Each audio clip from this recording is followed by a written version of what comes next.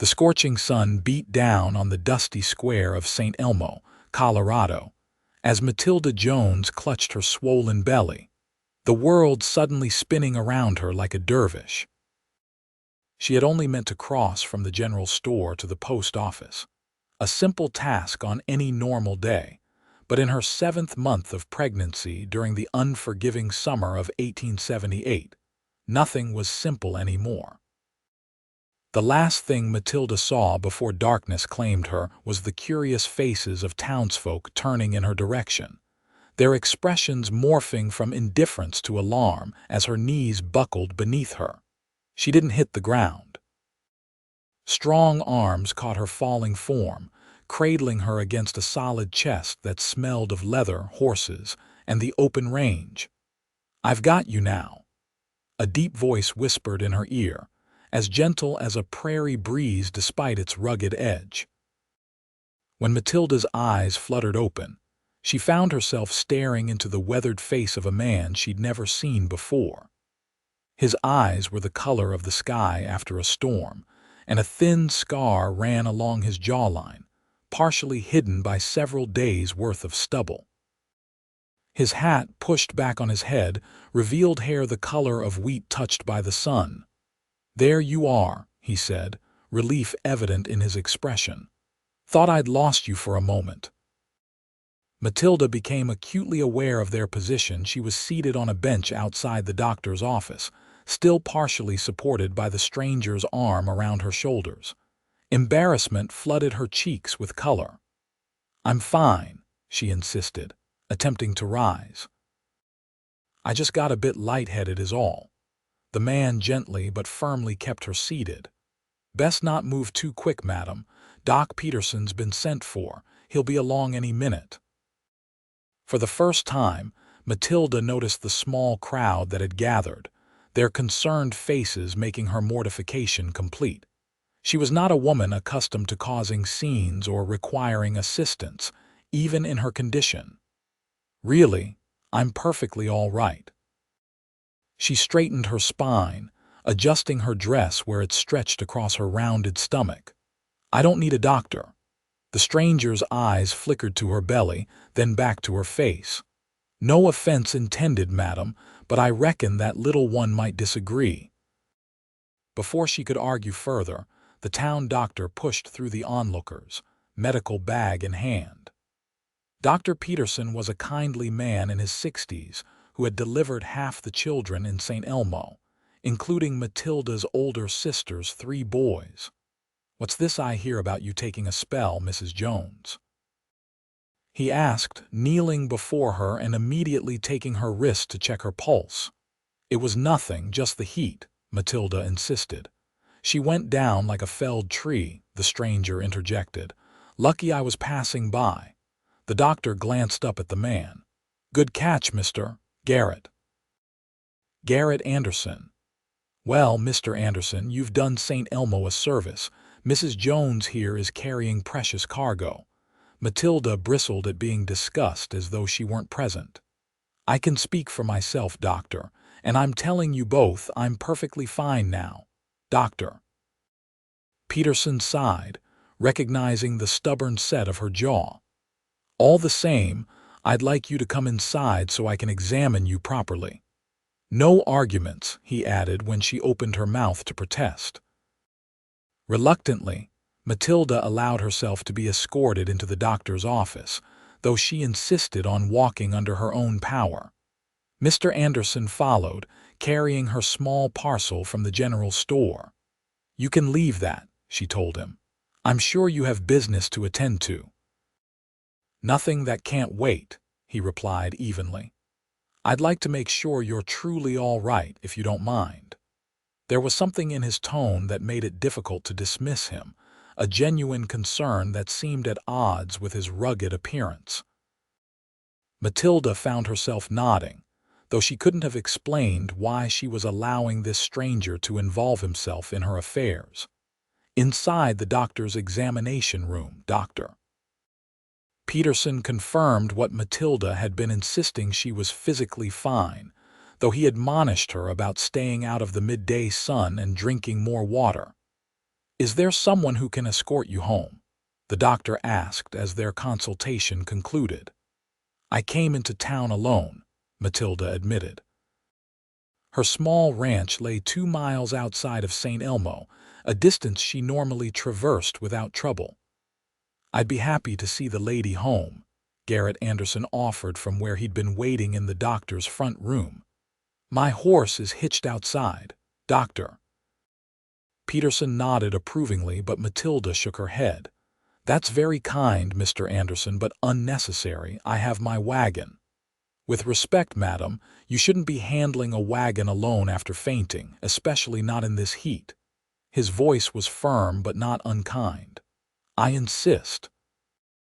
Matilda was not accustomed to accepting help from strangers or anyone, for that matter. Since her husband Thomas had died 6 months earlier, leaving her alone and pregnant, she'd made it her mission to demonstrate her self-sufficiency to the town of Saint Elmo. The last thing she wanted was to appear weak or in need of charity. But as another wave of dizziness washed over her when she stood, she reluctantly acknowledged the sense in his offer. "Very well, Mr. Anderson. I accept your assistance, though I want it noted I'm doing so under protest." The corner of his mouth twitched. "Duly noted, Mrs. Jones." Garret Anderson helped Matilda onto her wagon seat, then tied his own horse, a handsome bay stallion, to the back before climbing up beside her. As they left town, the curious gazes of St. Elmo's residents following them, Matilda found herself studying her rescuer from the corner of her eye. He was not a particularly large man, but he carried himself with the quiet confidence of someone who knew his own strength. His hands, holding the reins with practiced ease, were calloused from work, and his skin was darkened by long exposure to the sun. Everything about him spoke of a life lived outdoors, on the move. "Are you passing through St. Elmo, Mr. Anderson?" she asked, breaking the silence. He nodded. "Just arrived yesterday. Heard there might be work at the Halliday silver mine."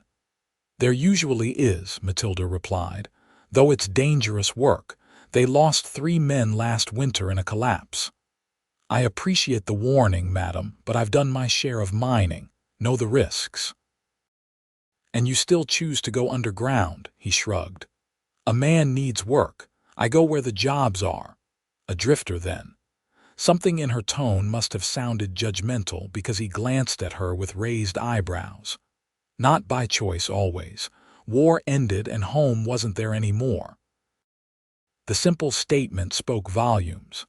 Matilda had heard similar stories from other men who'd fought in the Civil War, returning to find families gone, farms destroyed, or simply a world that had moved on without them. "I'm sorry," she said softly. "That was presumptuous of me." He nodded in acknowledgement of her apology. "Your husband," he asked after a moment, glancing at her wedding band, "pneumonia, this past winter." The words still hurt to say aloud, though the raw edge of grief had begun to dull somewhat. It was quick. "I'm sorry for your loss." They rode in silence for a while, the only sounds the creaking of the wagon and the steady clip-clop of the horses' hooves on the hard, packed dirt road. "Left fork up ahead," Matilda instructed as they approached a junction. "The ranch is just beyond that stand of cottonwoods." The ranch was a generous term for what came into view. A modest cabin with a small barn and corral, a chicken coop, and a vegetable garden. It wasn't much, but it had been home since Thomas had brought her here as a bride 3 years earlier, full of dreams about building something substantial. "It's not what you'd expect from a proper ranch," she said, feeling oddly defensive as Garret surveyed the property. Thomas had plans to expand, but then, "It's a fine place," he replied, and something in his voice made her believe he meant it. "Good water source nearby, decent grazing land. Defensible position with the ridge at your back." Matilda smiled despite herself. "Are you expecting an attack, Mr. Anderson? Force of habit from the war, madam, always looking at the lay of the land." He helped her down from the wagon with careful hands, then insisted on unhitching her horse and seeing to its care before she could protest. "You should rest," he told her as they walked toward the cabin. "Doctor's orders." "And who will collect the eggs and milk the cow?" she challenged. "The vegetables won't harvest themselves, Mr. Anderson." He rubbed the back of his neck, looking genuinely conflicted. "I could. If you'd permit me, I could tend to those things before heading back to town." Matilda stopped in her tracks, surprised by the offer. "Why would you do that?" "Seems the Christian thing," he said simply. "You need rest. The chores need doing." She studied him, trying to detect any hint of deception or ulterior motive in his open expression. Finding none, she made a decision that would alter the course of her life, though she couldn't have known it then. "The milk pail is in the barn," she said. "And there's a basket for eggs on the porch." Garret nodded, touching the brim of his hat.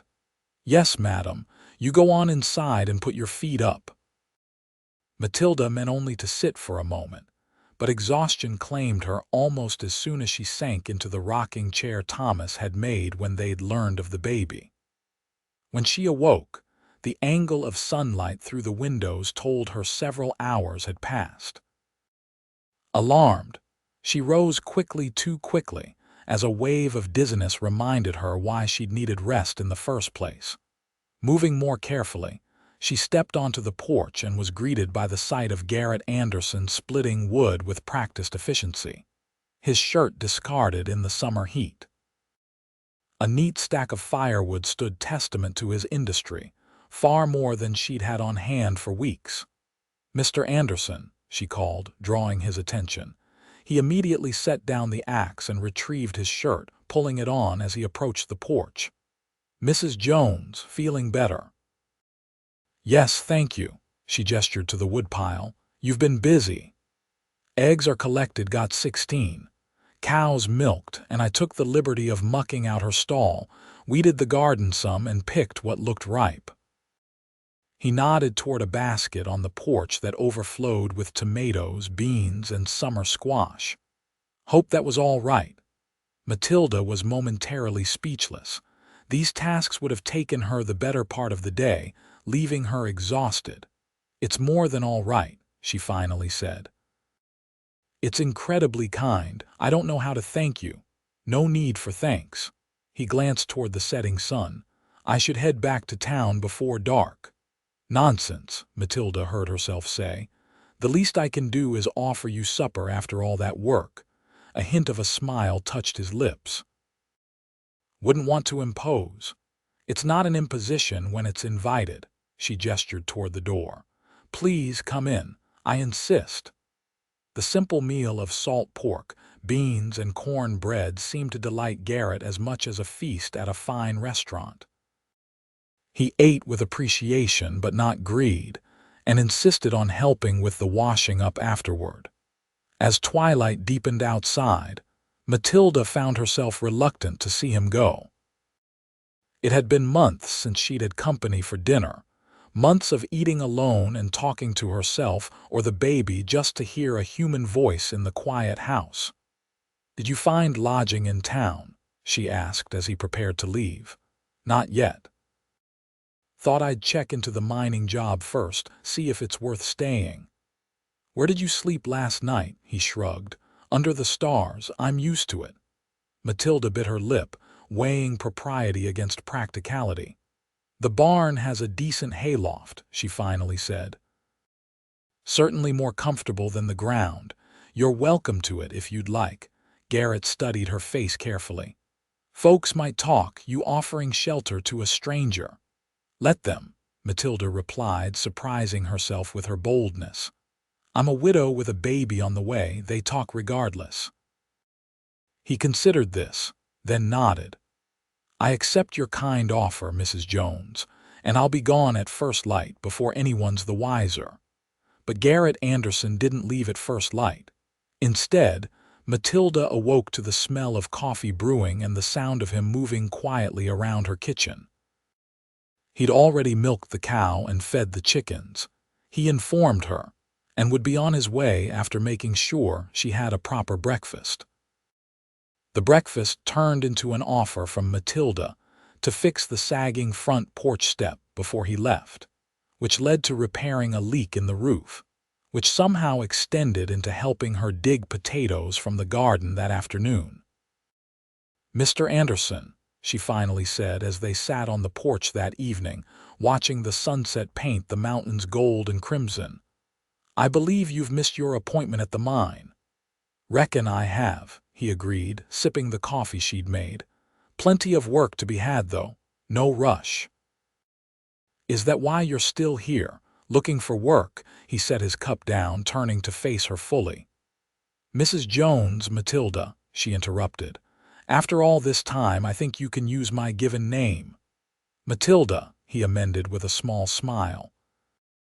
"I stayed because it seemed like you could use the help, and I was in a position to offer it.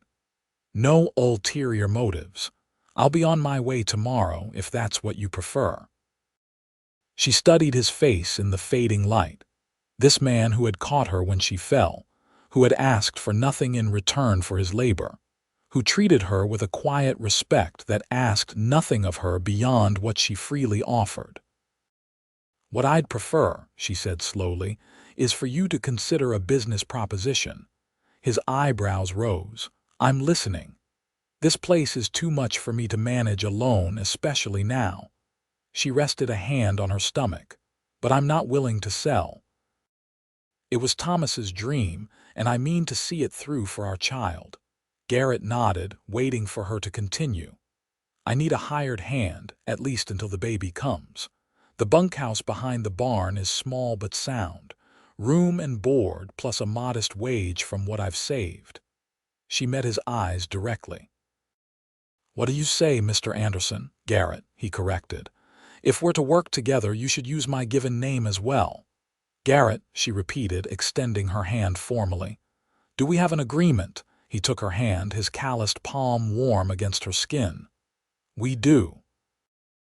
The arrangement was intended to be temporary, a matter of practicality for them both. Garret needed work and a place to stay. Matilda needed help with the ranch. They established clear boundaries and expectations, both determined to keep their relationship strictly professional. But life on a small ranch created an intimacy that was difficult to avoid. They took their meals together, worked side by side during the days, and often spent evenings on the porch, talking as the stars emerged overhead. Matilda learned that Garret had fought for the Union, that he'd grown up on a farm in Ohio, and that he had a younger sister somewhere in Kansas whom he hadn't seen in years. Garret, in turn, discovered that Matilda had been a schoolteacher before marrying Thomas, that she could recite Shakespeare from memory, and that despite her current circumstances, she harbored hopes of someday expanding the ranch into something substantial. As July turned to August and Matilda's condition advanced, Garret took on more of the physical labor, insisting she rest more frequently in the growing heat. He built shelves in the cabin, repaired fences, and even rode into town for supplies so she wouldn't have to make the trip. It was during one of these supply runs that Garret first encountered the town's whispers directly. "Mighty convenient, isn't it?" he overheard in the general store as the shopkeeper gathered his order. "Young widow all alone, handsome drifter shows up right when she needs help." "Wonder if that baby's even Jones's," another voice replied, lower but still audible. "Timing seems suspicious to me." Garret's hand tightened on the counter, but he forced himself to remain silent. Starting a fight would only fuel the gossip and potentially harm Matilda's reputation further. The shopkeeper, Mrs. Bentley, had no such reservations. "You should be ashamed, Frank Miller," she snapped at the second speaker. "Thomas Jones wasn't cold in his grave before you started circling his widow like a vulture, offering to help with the ranch at a price that would have robbed her blind. At least this Anderson fellow seems to be doing honest work." Garret completed his transaction and left quickly, troubled by the exchange. He said nothing to Matilda about it when he returned, not wanting to upset her, but the conversation weighed on him. That evening, as they sat on the porch watching a summer thunderstorm build over the mountains, Matilda sensed his preoccupation. "Something's bothering you," she observed. "Has been since you returned from town." Garret considered deflecting, then decided honesty was the better course. "There's talk," he said simply. "About us." Matilda sighed, leaning back in her rocking chair. "I expected as much. What are they saying?" He hesitated, not wanting to repeat the cruder insinuations. "That it's improper you here alone with me. Is that all? I thought it would be worse." She smiled faintly. "Small towns run on gossip, Garret. It's like air to them. Doesn't it bother you what they think?" "Of course it does," she admitted. "No one likes being the subject of wagging tongues, but I learned long ago that I can't control what others think, only what I do." She met his eyes directly. "And I've done nothing wrong by hiring help when I needed it," Garret nodded slowly. "All the same, I'm thinking maybe I should move into town. Come out to work days, leave evenings. Might quiet some of the talk. And who would be here if I need help in the night?" She countered, her hand moving unconsciously to her belly. "The baby could come early. Dr. Peterson warned me." "I hadn't thought of that." The idea of Matilda alone in labor with no one to fetch help sent a chill through him despite the warm evening. "Besides," she added with a hint of defiance, "why should I inconvenience myself to appease gossips? You've been a perfect gentleman. I feel safer with you here." She paused, then added more quietly, "and less alone." The simple admission stirred something in Garret's chest that he'd been trying to ignore for weeks. In the short time he'd known her, Matilda Jones had impressed him with her strength, intelligence, and determination. She faced her difficult circumstances with a grace that humbled him, never complaining about the hand life had dealt her. And if he was being honest with himself, he had begun to care for her in a way that went beyond their working arrangement, a realization that both thrilled and troubled him. "I'm glad," he finally said. "That you feel safer, I mean." Matilda smiled, her expression softening. "So you'll stay, despite the gossip?" "I'll stay," he confirmed, "as long as you want me to." The following weeks established a comfortable routine. Garret took on most of the physically demanding ranch work, while Matilda managed the household and garden, resting frequently as Dr. Peterson had instructed. In the evenings, they would sit on the porch, sometimes talking, sometimes simply enjoying each other's company in comfortable silence. It was during one such evening in early September that Matilda first felt the sharp pain that caused her to gasp and clutch her abdomen. "Matilda." Garret was instantly alert, setting aside the knife he'd been using to whittle a small wooden horse, a project he'd started as a gift for the baby, though he hadn't told her that. "I'm fine," she said automatically, though her pale face belied the words. "Just a twinge." "That didn't look like just a twinge to me." He knelt beside her chair, concern evident in his expression. "Is it the baby? Is it time?" "I don't," she broke off as another pain seized her, this one stronger than the first. "Oh, I think it might be, but it's too early, Garret."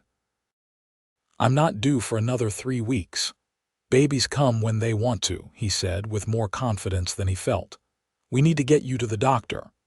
"There's no time," she gasped, clutching his arm as another contraction hit. "They're coming too fast. The baby's coming now." Panic flashed across Garret's face, quickly replaced by determination. "Then we'll manage here. I've helped birth foals and calves. Can't be that different." Despite her pain, Matilda let out a choked laugh. "I assure you it's quite different. All the same, we'll manage."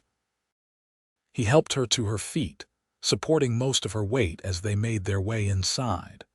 "Tell me what you need." What followed were the longest hours of Garret's life, far more harrowing than any battle he'd faced during the war. He boiled water, gathered clean linens, and held Matilda's hand through contractions that seemed to tear her apart. When she cried out in pain, he felt it like a physical blow, wishing desperately that he could take the suffering onto himself instead. "Talk to me," she pleaded between contractions, sweat dampening her hair and fear evident in her eyes. "Distract me." So he talked. He told her about his childhood in Ohio, about the stream where he'd caught his first fish, about his mother's apple dumplings that no one had ever been able to replicate. He described the first time he'd seen the Rocky Mountains rising in the distance, how their majesty had stolen his breath and made him believe in God again after the horrors of war. And when words failed him, he simply held her hand, wiping her brow with a cool cloth and assuring her that she was the strongest woman he'd ever known, that she could do this, that soon her child would be in her arms. In the darkest hour of the night, when Matilda's strength seemed to be failing, Garret found himself praying aloud for the first time since his mother's funeral.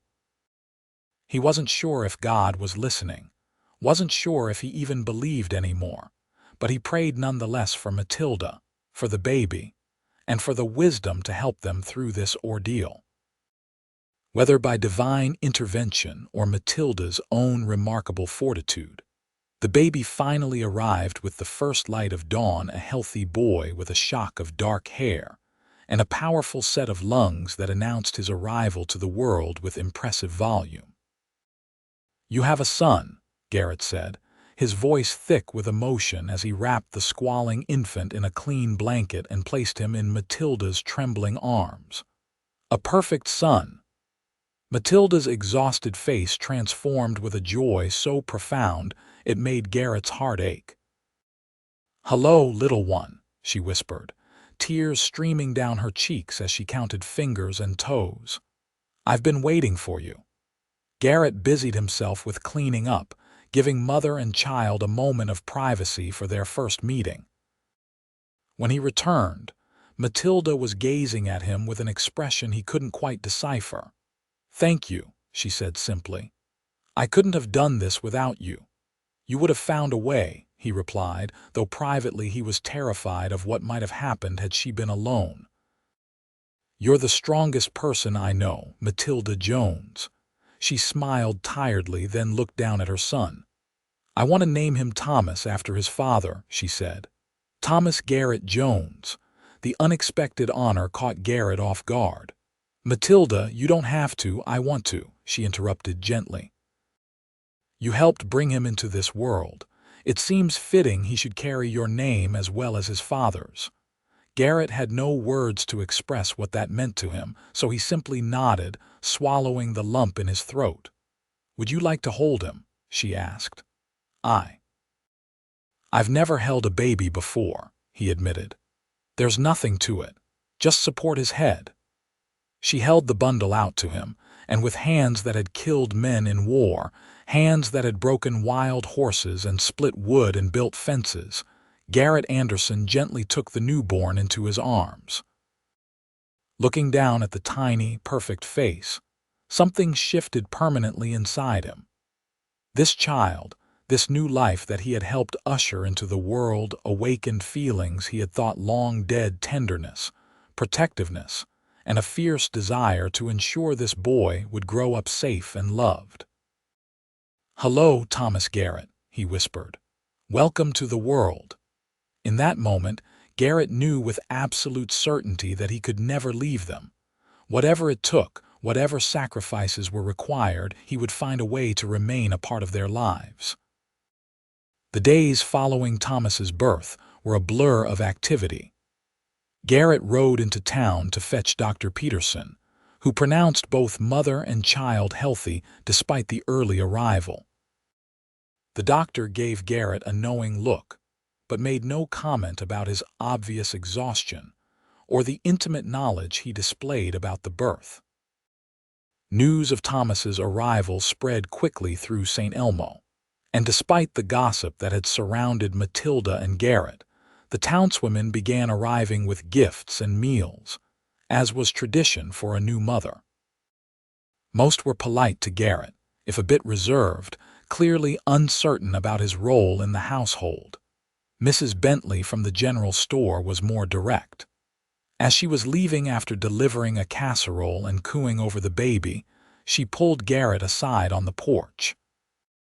"That woman in there needs more than a hired hand, Mr. Anderson," she said bluntly. "She needs someone who'll stay. If that's not you, best you move on soon before she or that boy get too attached." "I have no intention of leaving," Garret replied, matching her directness. "Mrs. Bentley studied him shrewdly. "Intentions are fine things, but it's actions that matter. That baby needs a father and Matilda needs a husband. Fish or cut bait, Mr. Anderson." The plain speaking left Garret thoughtful long after she'd gone. He had already decided he wouldn't leave, but he hadn't allowed himself to consider what that might mean in the longer term. The idea of proposing to Matilda both terrified and exhilarated him. Did he have the right to court a woman still technically in mourning? Would she even want such an offer from him? More importantly, could he be what Thomas and Matilda needed? He'd been drifting for so long, never staying in one place, never putting down roots. The responsibilities of husband and father, even to a child not biologically his, were enormous. Yet when he looked at Matilda, exhausted but radiant as she nursed her son, or when tiny Thomas gripped his finger with surprising strength, Garret found himself wanting those responsibilities with an intensity that surprised him. For her part, Matilda was too consumed with the demands of new motherhood to notice Garret's inner turmoil. The baby required constant attention, and despite her determination to manage on her own, she was grateful for Garret's quiet assistance, the meals he prepared, the laundry he hung to dry, the way he would take Thomas for an hour so she could rest. It was during one such respite, nearly 2 weeks after Thomas's birth, that Matilda awoke from a nap to find the house unusually quiet. Concerned, she rose and moved to the window, where she saw a sight that made her heart swell. Garret sitting on the porch steps, cradling Thomas against his chest, talking to him softly as he pointed out features of the land around them. "That there's an eagle," she heard him saying as she approached the door quietly. "They soar higher than any other bird, little man. Nothing can touch them up there. Someday, when you're bigger, I'll teach you to spot them." He paused, then added more softly, "If your mama wants me to stay that long." Matilda's breath caught at the naked longing in his voice. She'd been so focused on the practical aspects of their arrangement, on maintaining proper boundaries, that she hadn't allowed herself to consider the emotional attachment forming between them. Or perhaps she had deliberately avoided acknowledging it, afraid of what it might mean. Thomas squirmed and fussed in Garret's arms, and Matilda watched as he expertly adjusted his hold, patting the baby's back soothingly. "You're a natural with him," she said, stepping onto the porch. Garret looked up, a hint of color touching his weathered cheeks at being caught in such an intimate moment. "He's easy to care for," he replied, though they both knew it wasn't true. Thomas was colicky and often fussy, sleeping in short bursts that left them both exhausted. "Did you get some rest?" "A little." She sat beside him on the step, close enough that their shoulders nearly touched. "Thank you for watching him. It's no hardship." Garret gazed down at the baby, now quieting in his arms. "He's a fine boy, Matilda, strong like his mother." The simple compliment warmed her. "Garret," she said after a moment, gathering her courage, "what you said just now about staying." His expression grew guarded. "You heard that." "I did." She took a deep breath. "Our arrangement was always meant to be temporary until the baby came." "I know." His voice was carefully neutral, giving nothing away. "But circumstances have changed," she continued. "With Thomas here, there's even more work to be done, and I find that She paused, searching for the right words. I've grown accustomed to having you here." A small smile touched his lips. "High praise indeed. Don't tease," she admonished, though she couldn't help returning his smile. "I'm trying to say that I'd like you to stay on, permanently, if you're willing." Hope flared in his eyes, quickly tempered by caution. "As your hired hand." The question hung between them, laden with meaning. Matilda found herself at a crossroads, one she hadn't anticipated when she'd hired Garret Anderson all those weeks ago. The proper thing would be to maintain their professional relationship, to keep the boundaries clear. But propriety seemed a poor exchange for the happiness she'd begun to find in his company. "No," she said finally, "not just as my hired hand." She met his gaze directly, summoning her courage. "The truth is, Garret, I've come to care for you more than I expected to." More than might be proper, given the circumstances. His expression softened, the caution giving way to something warmer. "Proper has never concerned me much," he said. "Only what's right. And caring for you and Thomas feels right, Matilda. It has from the start." Thomas chose that moment to let out a discontented wail, reminding them of his presence. Matilda laughed softly, taking him from Garret's arms. "Even he has an opinion on the matter, it seems." As she settled the baby against her shoulder, Garret reached out hesitantly, his fingers brushing a strand of hair from her face. The simple touch sent a current through her that had nothing to do with propriety and everything to do with the connection that had been growing between them. "I'm not asking for promises," she said softly. "I know your nature is to roam, but if you could see your way to staying, at least for a while longer." Garret shook his head, surprising her. "That's not good enough," he said firmly. "Not anymore." He took her free hand in his expression more serious than she had ever seen it. "I don't want to stay for a while longer, Matilda. I want to stay for good. I want to help you raise this boy, to see him grow into a man. I want to build something here with you if you'll have me." Tears welled in Matilda's eyes, unexpected but not unwelcome. "Are you proposing to me, Garret Anderson?" "I reckon I am." He smiled, a touch of nervousness showing through his usual confidence. "Not very romantically, I'm afraid." "I don't need romance," she replied, squeezing his hand. "I just need honesty and time." He nodded in understanding. "Thomas hasn't been gone a year. I know there's propriety to consider, and your grief isn't something that disappears overnight." His thumb traced gentle circles on the back of her hand. "I'm not asking for an answer today. Just the chance to court you properly when you're ready." Relief and gratitude washed over Matilda. This was why she had come to care for him so deeply, his innate understanding, his respect for her feelings, his patience. "I think I'd like that," she said softly, "when the time is right." The time proved to be right sooner than either of them expected. As autumn painted the Colorado mountains with gold and crimson, Matilda found herself healing, not forgetting Thomas, never that, but finding room in her heart for new happiness alongside her memories. Garret courted her with a sweetness that belied his rough exterior. He brought her wildflowers gathered during his rounds of the ranch, carved small wooden animals for baby Thomas, and on special occasions, rode all the way to Buena Vista to purchase ribbon or candy, or a book he thought she might enjoy. More precious than these gifts, however, was the way he treated her son. From the earliest days, Garret had shown a natural affinity with Thomas, but as the weeks passed, his devotion only deepened. He would spend hours with the baby on his lap, telling stories or simply watching as Thomas discovered his own hands, marveling at each small milestone as though it were a miracle. The people of Saint Elmo, witnessing this devotion, gradually softened their judgment. Garret became a familiar sight in town, Thomas strapped to his chest in a makeshift carrier while he conducted ranch business. The picture they presented was so naturally paternal that even the most determined gossips found it difficult to maintain their disapproval.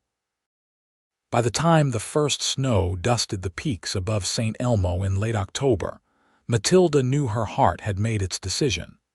She loved Garret Anderson not with the youthful passion she had felt for Thomas, but with a deeper, steadier love born of shared struggle and mutual respect. She chose a quiet evening to tell him after Thomas had been fed and settled in his cradle.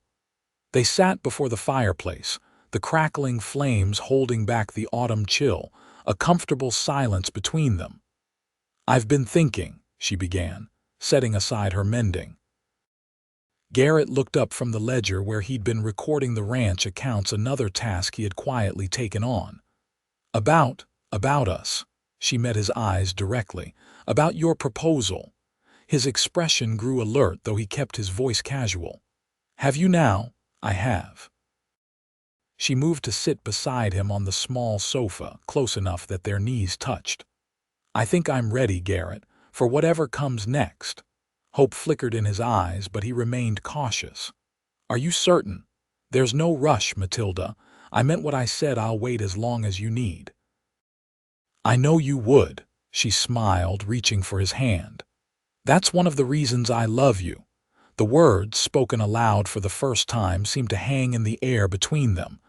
Garret stared at her, as though uncertain he had heard correctly. "Say that again," he requested softly.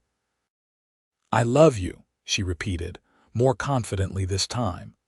"I think perhaps I have for some time now." The ledger fell forgotten to the floor as Garret pulled her into his arms, cradling her face in his hands as though she were something infinitely precious. "Matilda Jones," he said, his voice rough with emotion, "I have loved you since the moment you fainted in that town square. Loved you for your courage, your strength, your kindness. I will spend the rest of my life trying to be worthy of you if you'll let me." "I think that can be arranged," she whispered, just before his lips met hers in their first kiss, tentative at first, then deepening as the barriers between them finally fell away. They were married on Christmas Eve, 1878, in Saint Elmo's small church, with baby Thomas gurgling happily in Mrs. Bentley's arms. The town turned out in force, their earlier suspicions forgotten in the face of the couple's obvious happiness. After the simple ceremony, Dr. Peterson raised his glass in a toast that brought tears to Matilda's eyes. To second chances and new beginnings. "May your love grow stronger with each passing year." As they drove home through the snow that night, Thomas sleeping soundly in Matilda's arms and Garret's strong hands on the reins, she felt a sense of rightness, of completion. The small ranch that had once seemed such a burden now felt like the perfect foundation for the future they would build together. "Happy, Mrs. Anderson?" Garret asked, his breath fogging in the cold air. Matilda smiled at the new name, still unfamiliar but welcome. "Happier than I ever thought I could be again," she replied honestly. He nodded, understanding all that her words encompassed: the grief she had overcome, the joy she had rediscovered, the hope they now shared. "Me too," he said simply, and in those two words was a lifetime of promise. The years that followed brought challenges, as all lives do. The winter of 1879 was particularly harsh, testing their resources and resilience. The silver mines that had been St. Elmo's lifeblood began to falter, bringing economic hardship to the region. And there were personal struggles, too. Matilda suffered a miscarriage in their second year of marriage that left them both heartbroken. But there were joys as well, countless small moments of happiness that outweighed the difficulties. Thomas took his first steps on the porch where Garret had once held Matilda's hand and spoken of staying. He said his first word, "Pa," reaching for Garret with absolute trust, cementing the bond between them that transcended blood. And in the spring of 1881, Matilda gave birth to twins, a boy and a girl they named James and Sarah Healthy. robust children who entered the world with none of the drama that had accompanied their older brother's arrival. The ranch prospered under their joint stewardship. Garret's experience and Matilda's careful planning allowed them to expand, purchasing adjacent land when it became available, increasing their herd of cattle, and eventually hiring help as the operation grew too large for them to manage alone. By 1885, the modest cabin had been expanded into a proper ranch house, with rooms for their growing family and modern conveniences that would have seemed like luxurious dreams when Matilda had first arrived in Saint Elmo. Thomas, now 7, was the spitting image of his biological father, but his mannerisms, the way he tilted his head in thought, the calm deliberation with which he approached problems, those were pure Garret. The twins, at 4, were bundles of energy who exhausted their parents daily but brought immeasurable joy in return. And the newest addition to their family, 2-year-old Robert, named for Garret's father, had his mother's thoughtful eyes and his father's determined chin. On the 10th anniversary of Thomas's birth, as summer once again baked the Colorado landscape, Matilda found Garret sitting on the porch, watching their children play in the yard. She joined him, leaning comfortably against his side as his arm came around her shoulders in a gesture as natural as breathing. "Penny for your thoughts," she said, following his gaze to where Thomas was patiently helping little Robert climb onto the wooden horse Garret had built. "Just thinking about how it all began," he replied, pressing a kiss to her temple. "You fainting in the town square, me catching you." "Your timing was impeccable," she teased. "Best thing I ever did," he said seriously. "Catching you that day." Matilda smiled, thinking of all that had followed from that chance encounter, the love they had found, the family they had built, the life they had created together. "I'm glad you did," she said softly, "and I'm even more glad you stayed." "Wild horses couldn't have dragged me away," Garret assured her, tightening his arm around her shoulders. "Not then, not now, not ever." As the sun began to set over the mountains, painting the sky in shades of gold and pink, Matilda reflected on the journey that had brought them to this moment.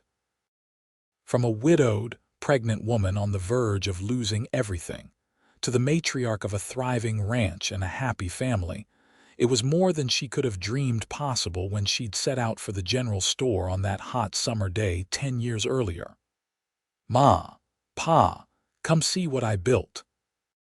Thomas called from the yard, waving them over to a precarious structure of sticks and twine that apparently represented a ranch of his own design.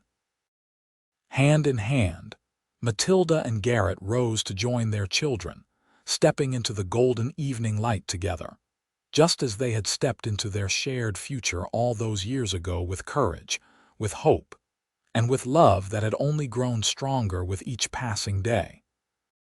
In the years that followed, the Anderson Ranch became one of the most successful operations in the region.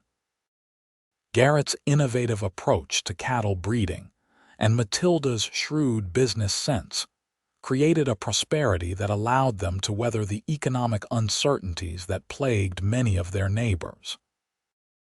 Thomas grew into a thoughtful young man with his mother's intelligence and his adoptive father's quiet strength. By his 18th birthday, he was managing significant portions of the ranch operation, showing a natural talent for the work that filled both his parents with pride. The twins, James and Sarah, were as different as siblings could be despite sharing a birthday.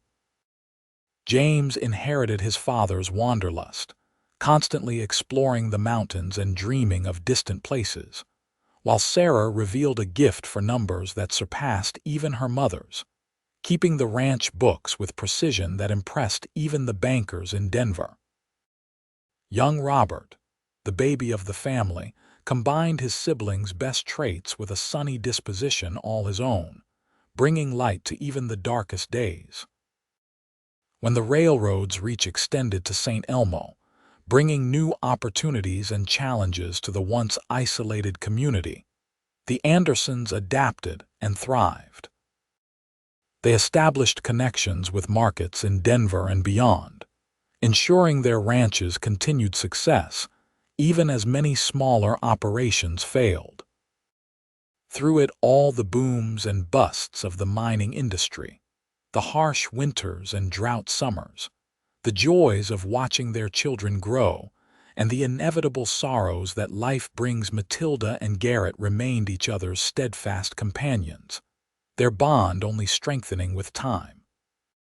On their 25th wedding anniversary, the entire town of Saint Elmo gathered to celebrate the couple whose unlikely love story had become local legend. Mrs. Bentley, now elderly but still sharp as ever, reminded everyone how she'd been the first to predict they would end up together, a claim that drew good-natured laughter from all present. Later that evening, as they stood on the porch of the home they had built together, watching the stars emerge over the mountains that had witnessed their entire story, Garret took Matilda's hand, his thumb brushing over the simple gold band he'd placed there a quarter-century earlier. "If I could do it all again," he said softly, "I wouldn't change a thing." Matilda leaned into his embrace, thinking of the frightened, grieving young widow she had been, and the strong, confident woman she had become with Garret by her side. "Not even the gossip," she teased. "The scandal of having a handsome drifter living in my barn," Garret chuckled, the sound rumbling pleasantly against her cheek. "Especially not that part. Best decision you ever made, hiring me." "Second best," she corrected, turning in his arms to face him. "Marrying you was the first." As his lips met hers in a kiss that held all the tenderness of their first and all the depth of their years together, Matilda reflected that sometimes life's greatest blessings come disguised as its greatest challenges. Her faint in the town square that scorching summer day had seemed like just another hardship in a season of sorrow.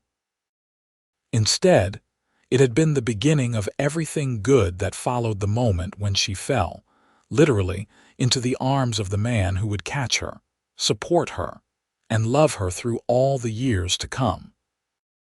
And in that moment, as in countless moments before and countless yet to come, Garret's promise still echoed in her heart. "I've got you now." Simple words that had become the foundation of a life built on love, trust, and the courage to begin again.